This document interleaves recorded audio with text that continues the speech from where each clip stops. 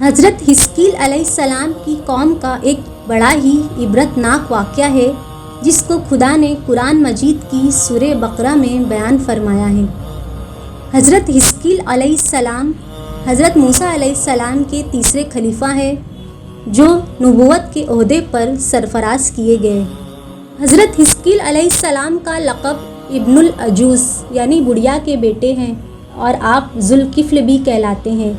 ابن العجوز کہلانے کی وجہ یہ ہے کہ آپ اس وقت پیدا ہوئے تھے جب کہ آپ کی والدہ بہت بوڑھی ہو چکی تھیں، اور آپ کا لقب ذوالکفل اس لیے ہوا کیونکہ آپ نے اپنی کفالت میں لے کر 70 انبیاء کو قتل سے بچا لیا تھا جن کے قتل پر یہودی قوم آمادہ ہو گئی تھی۔ پھر یہ خود بھی خدا کے فضل و کرم سے یہودیوں کی تلوار سے بچ گئے اور برسوں زندہ رہ کر اپنی قوم کو ہدایت فرماتے رہے۔ بنی اسرائیل کی ایک جماعت حضرت حزقیل علیہ السلام کے شہر میں رہتی تھی۔ شہر میں طاعون کی وبا پھیل جانے سے ان لوگوں پر موت کا خوف سوار ہو گیا اور یہ لوگ موت کے ڈر سے سب کے سب شہر چھوڑ کر ایک جنگل میں بھاگ گئے اور وہیں رہنے لگے۔ اللہ تعالیٰ کو ان لوگوں کی یہ حرکت بہت زیادہ ناپسند ہوئی، چنانچہ اللہ تعالیٰ نے ایک عذاب کے فرشتوں کو اس جنگل میں بھیج دیا جس نے ایک پہاڑ کی آڑ میں چھپ کر اور چیخ مار کر بلند آواز سے یہ کہہ دیا کہ تم سب مر جاؤ، اور اس بھیانک چیخ کو سن کر بغیر کسی بیماری کے بالکل اچانک یہ سب کے سب مر گئے جن کی تعداد 70,000 تھی۔ ان مردوں کی تعداد اس قدر زیادہ تھی کہ لوگ ان کے کفن دفن کا کوئی انتظام نہیں کر سکے، اور ان مردوں کی لاشیں میدان میں بنا کفن کے 8 دن تک پڑی پڑی سڑنے لگی اور بے انتہا بدبو سے پورے جنگل بلکہ اس کے اطراف میں بدبو پیدا ہو گئی۔ کچھ لوگوں نے ان کی لاشوں پر رحم کھا کر چاروں طرف سے دیوار اٹھا دی تاکہ یہ لاشیں درندوں سے محفوظ رہیں۔ کچھ دنوں کے بعد حضرت حزقیل علیہ السلام کا اس جنگل میں ان لاشوں کے پاس سے گزر ہوا تو اپنی قوم کے 70,000 انسانوں کی اس موت اور بے کفن لاشوں کی فراوانی دیکھ کر رنج و غم سے ان کا دل بھر گیا۔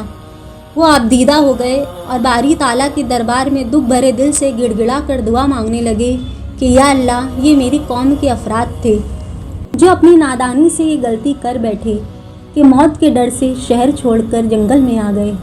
یہ سب میرے شہر کے باشندے ہیں، ان لوگوں سے مجھے انس تھا اور یہ لوگ میرے دکھ سکھ میں شریک تھے۔ افسوس کہ میری قوم ہلاک ہو گئی اور میں بالکل اکیلا رہ گیا۔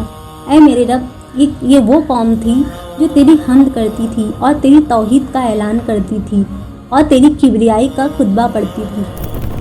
آپ دعا میں مشغول تھے کہ اچانک آپ پر یہ وحی اتر پڑی کہ اے حزقیل، آپ ان بکھری ہوئی ہڈیوں سے فرما دیجئے کہ اے ہڈیوں، بے شک اللہ تعالیٰ تم کو حکم فرماتا ہے کہ تم اکٹھا ہو جاؤ۔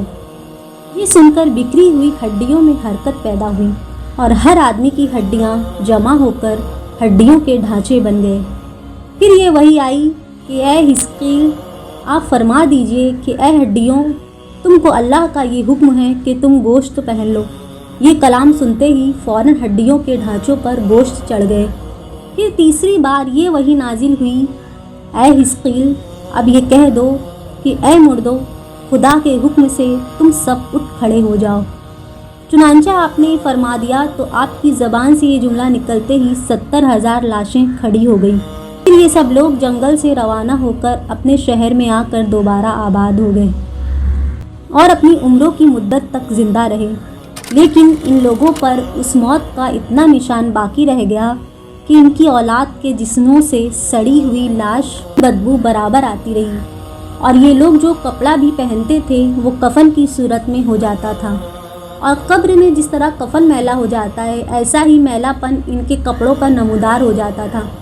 چنانچہ یہ اثرات آج تک یہودیوں میں پائے جاتے ہیں جو ان لوگوں کی نسل سے باقی رہ گئے ہیں۔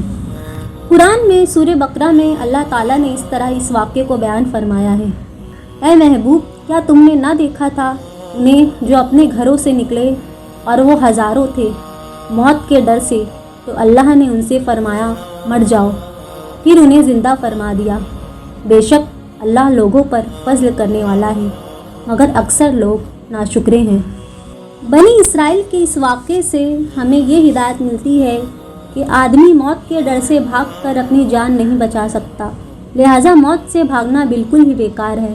اللہ تعالیٰ نے جو موت مقدر فرما دی ہے وہ اپنے وقت پر ضرور آئے گی، نہ ایک سیکنڈ اپنے وقت سے پہلے آ سکتی ہے، نہ ایک سیکنڈ بعد آئے گی۔ لہٰذا بندوں کو لازم ہے کہ رضا الہی پر راضی رہیں، صبر و شکر کریں، خواہ کتنی ہی وبا پھیلے، اطمینان اور سکون کا دامن اپنے ہاتھ سے نہ چھوڑیں، اور یہ یقین رکھیں کہ جب تک میری موت نہیں آتی مجھے کوئی نہیں مار سکتا اور نہ میں مر سکتا ہوں۔ جب میری موت آ جائے گی تو میں کچھ بھی کروں، کہیں بھی چلا جاؤں، بھاگ جاؤں یا ڈٹ کر کھڑا رہوں، میں کسی حال میں بچ نہیں سکتا۔